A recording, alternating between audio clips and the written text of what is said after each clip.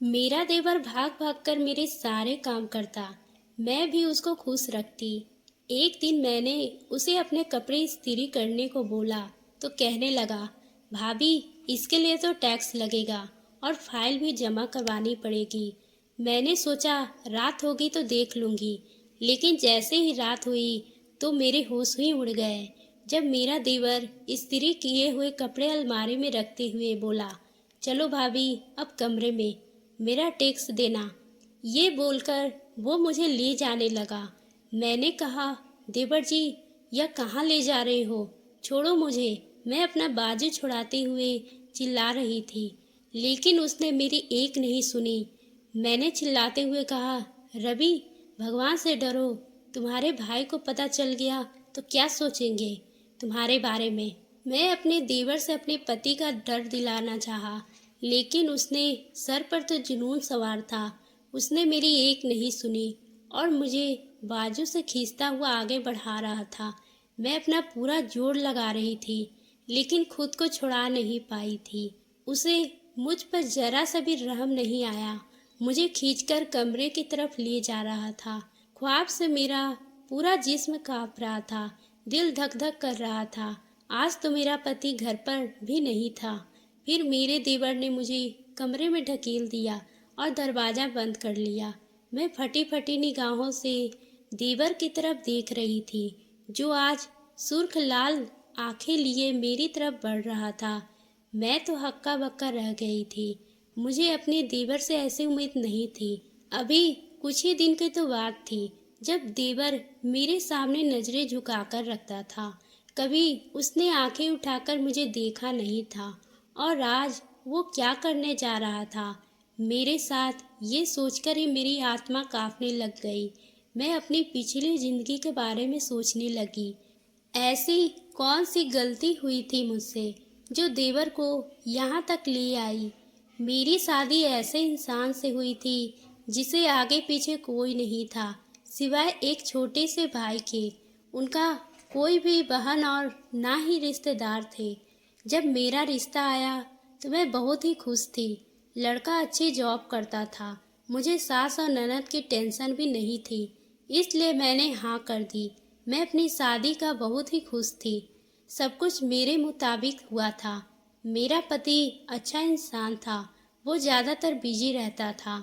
मेरा एक 14 साल का देवर भी था जो स्कूल में पढ़ता था। मेरे पति ने बताया कि उसकी गैर मौजूदगी में मेरा सारा काम देवर करता था। वह सुबह उठकर अपने लिए और अपने बड़े भाई के लिए नाश्ते बना देता था और रविवार वाले दिन मशीन लगाकर कपड़े धो देता और 2 दिन बाद पूरे घर की सफाई कर देता। वह पढ़ने में भी बहुत अच्छा था, इसलिए रात को अपने लिए जब चाय बनाता तो अपने भाई के लिए भी बना देता। मैं ये सब देखकर सुनकर हैरान रह गई थी। वह सीधा साधा मासूम सा लड़का काफ़ी मेहनती था। फिर मेरे पति ने मेरे हाथ थामते हुए कहा, मेरा भाई बहुत छोटा था जब माँ बाप ने एक हादसे में हमें छोड़कर चले गए और अपने भाई का पेट पालने के लिए मैं काम करने लगा। और मेरे भाई को कभी माँ बाप का प्यार नहीं मिला। वह ईश्वर की दया से पल गया और मुझे भी संभाल रहा है। मैं बस पैसे कमाता हूँ, लेकिन घर कैसे चलता है यह मेरे 14 साल के भाई को अच्छे से आता है। अब तुम आ गई हो ना, तो इसका ख्याल रखना। इसे अपने छोटे भाई या बेटे जैसे ही मोहब्बत देना। मैं ये सब बातें खामोशी से सुन ली और अपने पति से कहा, तुम फिक्र नहीं करो, मैं सब संभाल लूँगी। लेकिन सच तो ये था कि मुझे थोड़ा गुस्सा आया था कि मेरा पति अपने भाई की तारीफ किए जा रहा था। खैर अगले ही दिन मेरी आँख खुली और देखा तो मेरा पति जा चुका था। मैं बाहर आई तो देवर को किचन में चाय बनाते हुए देखा। आजकल उसकी परीक्षा हो रही थी और वह दिल लगाकर पढ़ता था। उसे देखकर मेरे दिमाग में ख्याल आया और मैंने फौरन उसे काम पर लगाना जरूरी समझा। रवि, मैंने उसे प्यार से पुकारा। जी भाभी, उसने फौरन जवाब दिया। उसकी नज़रें झुकी हुई थी। उसके चेहरे पर मुझे डर दिखाई दिया। मैंने कहा, सुना है तुम नाश्ता बहुत अच्छा बनाते हो, मैं भी तुम्हारे हाथ का नाश्ता करना चाहती हूँ। मुझे कराओगे नाश्ता? मेरी बात सुनकर उसे हैरत से सर उठाकर मुझे देखा और उसकी आंखों से हैरानी थी। आप बैठे, अभी बना देता हूँ। वह खुश होकर गया था और फिर खुशी खुशी नाश्ता बनाने लगा। मेरा प्लान कामयाब हो गया था। मैं एक अंगड़ाई लेते हुए अपने कमरे में वापस आ गई और अपनी बेड पर लेटकर मोबाइल चलाने लगी। 10 से 15 मिनट ही बीते थे कि रवि गर्मा गर्म नाश्ता के साथ हाजिर हुआ था। मेरी भूख एकदम से बढ़ गई थी। खुशबू तो बहुत अच्छी आ रही थी। मैंने तारीफ किया तो मेरा देवर कहने लगा, भाभी पहले आप खा कर देखिए, फिर बताइएगा यह पराठा कैसा बना है, और आमलेट भी। उसके चेहरे पर मासूम बच्चों जैसी मुस्कान थी। मैं दिल ही दिल में हंस रही थी। वह चल गया तो मैंने खूब अच्छे से नाश्ता किया। उसके बाद मैं फिर से सो गई। जब उठी तो लंच का टाइम था और गर्मियों का मौसम भी था। अब मेरा कुछ भी बनाने को दिल नहीं था। मैं कुछ सोचती हुई कमरे से निकली और रवि को कमरे की तरफ बढ़ी। वह पढ़ रहा था। मैंने उससे कहा, नाश्ता तो बहुत अच्छा बना था। अब ऐसा करना कि लंच भी तुम ही बनाना और मटर पनीर बना लेना। तुम्हारे भाई को भी बड़े शौक से खाते हैं और मैं भी तुम्हारे हाथ का मटर पनीर चख लूँगी। उसके बाद तो सारा काम मुझे ही करना है। ये बात सुनकर उसके चेहरे पर परेशानी सी उभरी थी।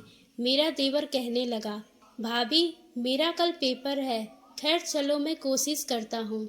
मैं जानती थी कि मेरी बात नहीं टालेगा और वैसे भी उसे पढ़ लिख कर कौन सा अफसर बन जाना था। उसे मटर पनीर बोलकर मैं अपनी दोस्तों के साथ शॉपिंग पे चली गई। 3 घंटे बाद लौटी तो सारा घर चमक रहा था। मैं समझ गई थी कि सफाई मेरे देवर की कमजोरी है। वो घर को गंदा नहीं देख सकता है। और फिर मेरी यही रूटीन चल निकली।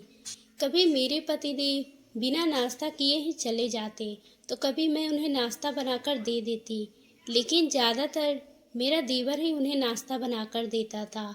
उनके मैट्रिक एग्ज़ाम भी अब ख़त्म हो गए थे। अब वो फ्री होता तो सारा घर का काम भी कर देता था, क्योंकि मैं तो नाश्ते के बाद फ़ौरन सो जाती और उठकर अपने कमरे की सफाई कर लेती।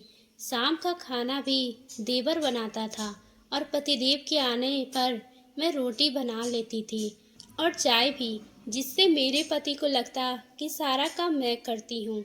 हफ्ते बाद कपड़े मेरा देवर धो देता था। वो खामोशी से सारे काम कर लेता था। मेरा देवर अब कॉलेज जाने लगा और उसका कद काठ अब लंबा हो गया था, लेकिन फिर भी मैं उसे अपना काम करवाती। उसे कहने की ज़रूरत ही नहीं पड़ती थी। ना जाने अब क्यों अक्सर देर से घर आता था। एक दिन वो मेरे पास आया और कहने लगा, भाभी कल मेरी फीस जमा करवानी है। आप रात को भाई से बात कर लेना। मैं ज़रा देर से घर आऊँगा।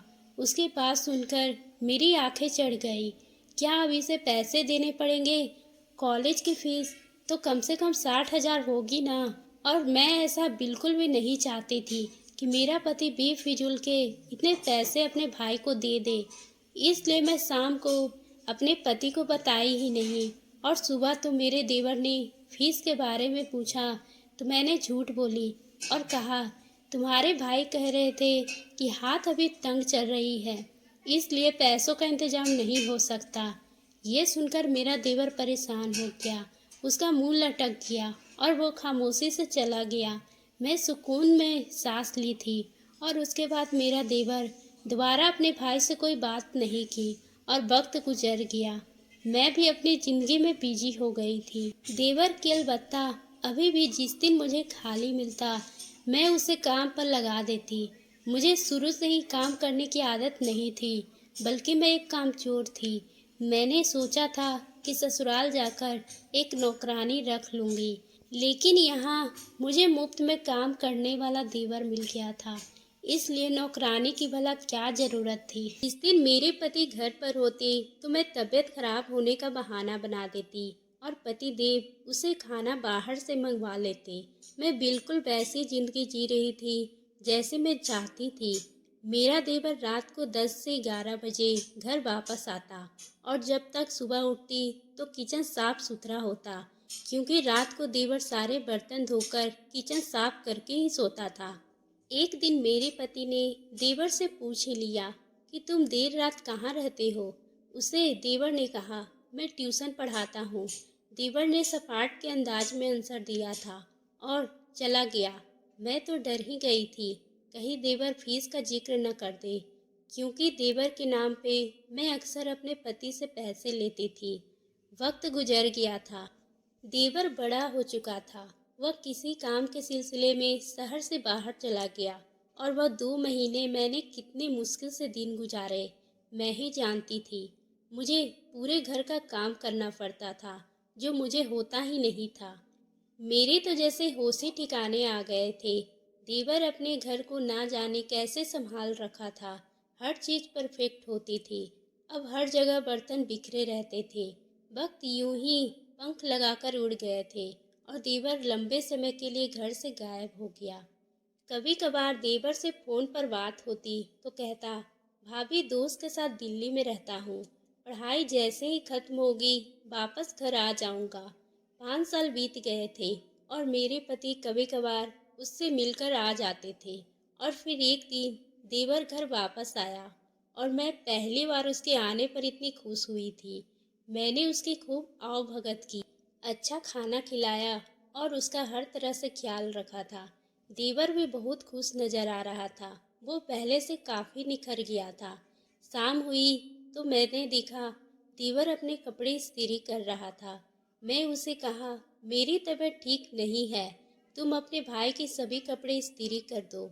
ये कहकर मैं कमरे से बाहर निकल आई, लेकिन देवर ने आगे बढ़कर झटके से मेरा हाथ थाम लिया और मुझे जैसे ही झटका लगा कि जिस तरह देवर ने मुझे कभी नज़र उठा के भी नहीं देखा था, उसने आज मुझे छुआ था। और ये बात बहुत बड़ी बात है। ये क्या बदतमीजी है, छोड़ो मेरा बाजू। मैं गुस्से से कहते हुए कहा, छोड़ दूंगा, पर सारे हिसाब बराबर करनी है। देवर कुछ अंदाज कुछ ऐसा था कि मेरी रीढ़ की हड्डी में सन्नाटा दौड़ गई। मैं खुद को छुड़ाने की बहुत कोशिश की, लेकिन देवर मुझे खींचकर कमरे की तरफ ले जाने लगा। मैं डर गई थी और अब उसे कह रही थी, तुम्हारा भाई तुमसे नाराज हो जाएगा अगर तुमने मुझे बदतमीजी करते देख लिया तो। उसने मेरी एक नहीं सुनी और मुझे अपने कमरे में ले जाकर एक जोरदार थप्पड़ दे मारा। ये देखकर मेरे तो होश उड़ गए। वो चिल्लाकर बोला, मैंने ये थप्पड़ इसलिए मारी है क्योंकि आपने मेरे भाई को हमेशा धोखा दिया है। वो गुस्से से लाल पीला हो चुका था। मैं तो हैरान ही हो गई थी। फिर उसने एक फाइल उठाई और मेरे सामने फेंकी। आप जो गवर्नमेंट में छुपकर बिजनेस कर रही है, उसकी सारी सच्चाई है इस फाइल में। जिसकी जितना काला धन है वो आपको चुकाना होगा। वो क्या बोल रहा था मुझे कुछ समझ नहीं आया और उस फाइल को खोला और कहा, ये देखिए, मैं एक इनकम टैक्स ऑफिसर हूँ। जानता हूँ आप जायज बिजनेस कर रही है, लेकिन गलत तरीके से। इससे पहले कि इनकम टैक्स वाले आपको लेकर जाए, खामोशी से पूरा पूरा टैक्स चुका दो। उसने अपना कार्ड मेरे सामने किया। मैं हैरान रह गई। मेरा देवर एक ऑफिसर बन चुका था। इतने लंबे टाइम वो घर से इसीलिए गायब था क्योंकि वो ट्रेनिंग पे गया हुआ था और मैं खाली खाली नज़रों से देवर को देखे जा रही थी। मैं सोचने लगी, ना जाने कैसे मेरे बिजनेस का पता चल गया। हालांकि मैं बहुत ही राजदारी से सारा काम की थी। वो मायूस होकर कहने लगा, भाभी, जब आप पहली बार इस घर में आई थी तो मैं आपको भाभी नहीं माँ समझा था। मैं प्यार का भूखा बच्चा था। मैं थक गया था, अपने नाजुक हाथों से काम करते करते थक गया था। आपने क्या किया? आपने तो मुझे नौकर बना दिया। देवर की आंखों में आंसू आ गए और मेरा सर झुक गया। मैं जानता था अगर मैं इनकार किया तो आप मुझसे नफरत करोगी और भाई को मेरे खिलाफ भड़काओगी। इसलिए मैं खामोशी से आपकी हर बात मानता गया। वो आज मुझे कैसा आईना दिखा रहा था। मैं तो जैसे जमीन में गड़ ही गई थी। रवि ने कहा, आप चाहती तो नौकरानी रख लेती, पर नहीं, आपको तो सब कुछ मुफ्त में मिल रहा था। पर छोड़िए, ये वक्त इन बातों का नहीं है। मेरे ऑफिस वालों ने ये फाइल मुझे दी है और आपको गिरफ्तार करना चाहते हैं। मैंने उससे मिन्नतें की, मैं आपको मना करूँगा, क्योंकि मैं नहीं चाहता था कि आपकी वजह से मेरे भाई की बदनामी हो। और ये सुनते ही मैं फूट फूट के रोने लग गई। मैं क्यों इतना पत्थर दिल बन गई थी। मेरे अंदर लालच आ गया था।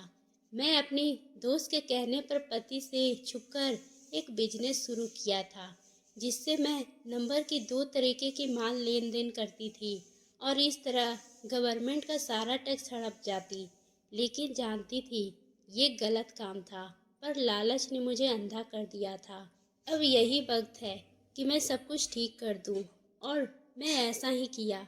सारा हड़प किया हुआ टैक्स पैसा इनकम टैक्स वालों को दे दिया। देवर से माफ़ी मांगी। देवर का यह एहसान काफ़ी था कि उसने मुझे पति के सामने मेरी इज्जत रखी, और फिर उसे उस दिन से मैं सुधर गई। पैसा तो आने जाने वाली चीज़, असल चीज़ तो रिश्ते थी, जो अब मैं खोना नहीं चाहती थी, ना अपने पति को और ना ही अपने भाई जैसे देवर को। तो दोस्तों, आपको ये कहानी कैसी लगी? अगर पसंद आई हो तो आप हमारे चैनल को सब्सक्राइब करना ना भूलें और बेल आइकन को भी प्रेस कर लें, ताकि हम आपके लिए इसी तरह की दिलचस्प कहानी लाते रहें।